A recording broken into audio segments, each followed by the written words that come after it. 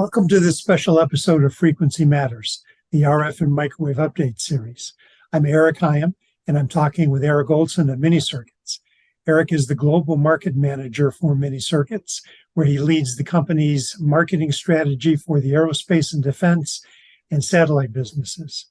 Now, Eric and I go way back, and Eric's been on the show before, but it's been about 2 years, so welcome back, Eric, and it's good to catch up with you. So last time you were on with us, you talked about growth in the market for commercial satellite services or new space. Maybe you can start us off by commenting on how you've seen that develop in the last couple of years. Sure. Well, I think generally speaking, the market has lived up to its expectations. I think today we have a very healthy ecosystem. Made up of some long-established players, some names that you would recognize. We also have some new players that are finding some interesting gaps in the current service offering to kind of pry their way into the market. I think we're also seeing some nation states who are investing to provide enhanced capabilities to what they already have, such as boosting critical infrastructure. There have been certainly some technical and financial hurdles in the past couple of years. Each of the companies that are sort of participating today have had their share of challenges, but I think overall the industry has done pretty well. I think increasing competition is a good thing. We'll need to see how the economics work out as competition really sets in between each of the service providers. I think the good news is that demand for the hardware, the systems, the RF payloads is quite robust, and that's an excellent place for people like Mini-Circuits as hardware providers to be, as this market really represents excellent growth opportunities for us. One interesting development that I've noticed is the de-risking of more traditional communication systems, both in consumer and national defense interests. When you have a system of only 3 geostationary satellites, no matter how powerful they are, it's easy to impact a very large footprint of customers or military capabilities should one of those satellites be affected. And so governments around the world, recognizing this vulnerability, are developing their own dispersed capabilities. But they're also leveraging commercial assets and building relationships with the service providers to enhance and protect their existing infrastructure, as well as planning for the future infrastructure needs. These are just a few of the developments that I've noticed over the past couple of years. Thank you. And how are you seeing these trends bear out in the specific requirements that you're seeing from customers? Well, the economics and system design for these commercial services is driving a different model, and really that's from beginning to end. And most service providers are planning today or in the future to operate constellations in low Earth orbit.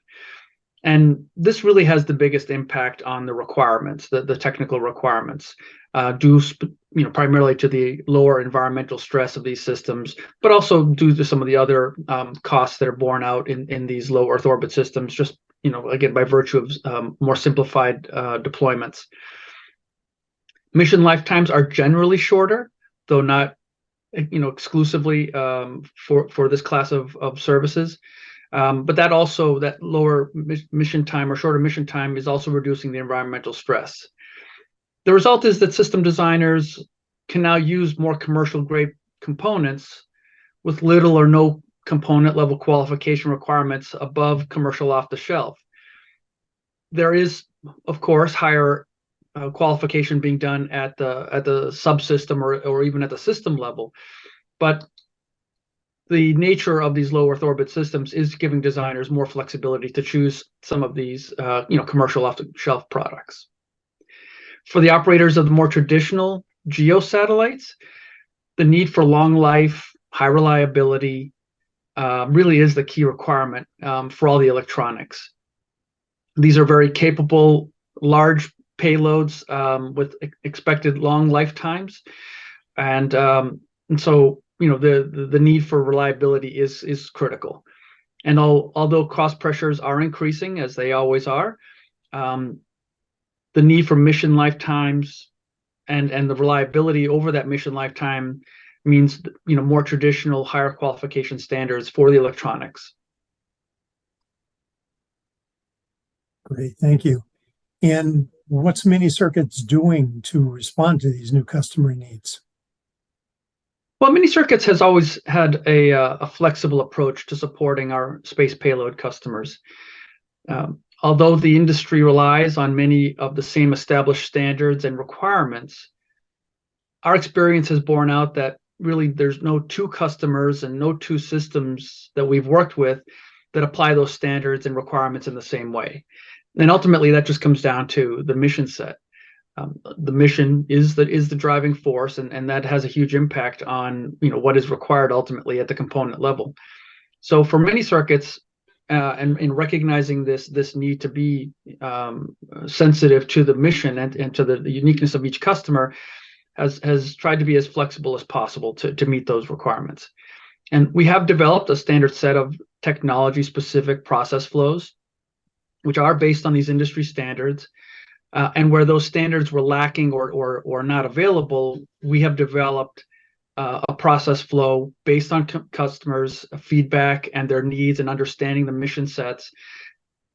But even as these are standard flows, we also recognize, again, that the mission requirement is the driving force, and therefore we need to be able to respond to that mission requirement.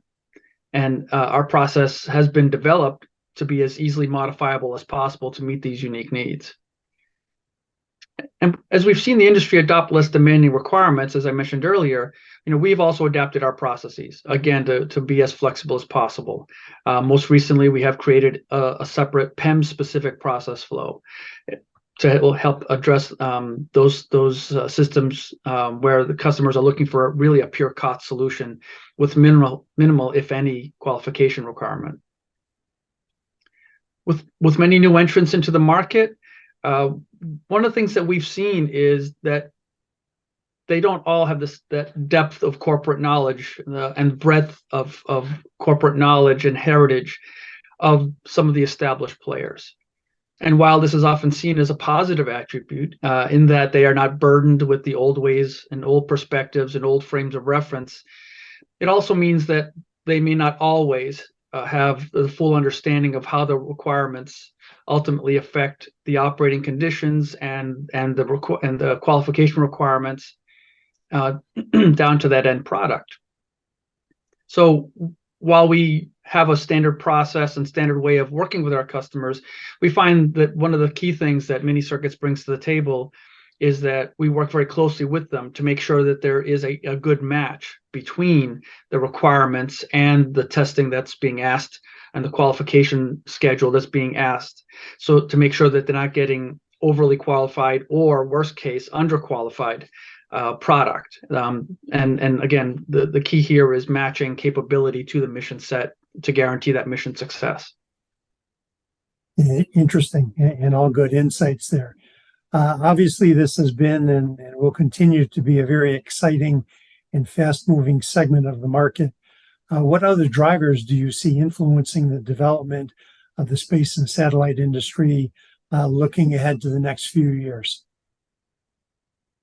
Well, I'd like to say I have a crystal ball, but those are hard to find these days. I would say that today, from my perspective, the race is to get the constellations established. And for the service providers, it is about delivering that service and generating the recurring revenue that they need in order to recover the very large upfront investments that they've made. So speed for sure is a key today. System cost, always an important factor, but at the moment, I would say speed is the dominant requirement in order to get these services up and running. One expected trend is getting greater attention is the environmental impact. Just some of the simple examples of the impacts of the high quantity of launches and satellites being put into orbit is things like the exhaust of the launch vehicles, or the radio and light pollution impacts on the sensitive scientific satellites, but also on the Earth stations. There's also the growing orbital pollution and managing that space debris, which is getting more and more difficult as more and more satellites are put into space, and we do have just the normal space debris that is also coming from meteors and so forth. So I would say that we're seeing some benefits from some forward thinking, like the reuse of the launch vehicles. I think that's been a very positive impact. I sort of suspect that in the future we're going to see more progress on national and international regulations, and these regulations I think will be a balancing force, which may dampen some future constellations as we try to come to grips with the environmental impact of all these satellites. And I think as the industry matures, as an example, you might see that throwaway satellites may no longer be justified or viable as an approach to delivering these services. And so again, more thought might have to be put in for these environmental concerns. I would also say, because I think in a sense quite obvious here, space is no longer dominated by government and scientific interests alone. In the past, there were fewer deployments, there were fewer players, and therefore it was far easier to self-regulate, and interference was less of an issue just because there was less hardware to have to deal with. But that's not the case today, and certainly won't be the case tomorrow, especially with the significant number of private investors that can now afford to deliver the scale of systems that we see today, and again that are on the drawing board for tomorrow. I do envision that there will be a growing need for the global space community to get together and come to an agreed upon set of rules of engagement for future deployments. So I guess in a simplified view of the industry today, I'd say one key attribute is be fast now, right? Move quickly, make mistakes, learn quickly. As we progress forward, deal with the environment and industrial and government regulations, and really foster that collaboration with industry between government and commercial interests. How will this all pan out? Well, again, I think it's a little too early to tell. This market, although established back in the 50s, with the first launches of satellites, is still a relatively nascent market, at least the dynamics of the market today with these large-scale deployments. And so the dynamics of service, economics, geopolitical regulations, which are to come, and answering the simple question, does this all make sense, will undoubtedly impact future systems and the way we deploy these systems. The one thing I can say with some confidence is for Mini-Circuits, our plan is clear. We aim and continue to aim to be the preferred vendor for RF solutions, delivering the high performance products that our customers need and want to meet the evolving upscreening requirements, and always to exceed our customers' expectations. Alrighty, great. Thanks, Eric. That was excellent insights, and thanks for speaking with me today. Sounds like you and Mini-Circuits are doing some really interesting things in that segment. So best of luck with those efforts, and we'll be looking forward to upcoming announcements. Into our audience, you can find more videos at videos.microwavejournal.com. And thanks for watching.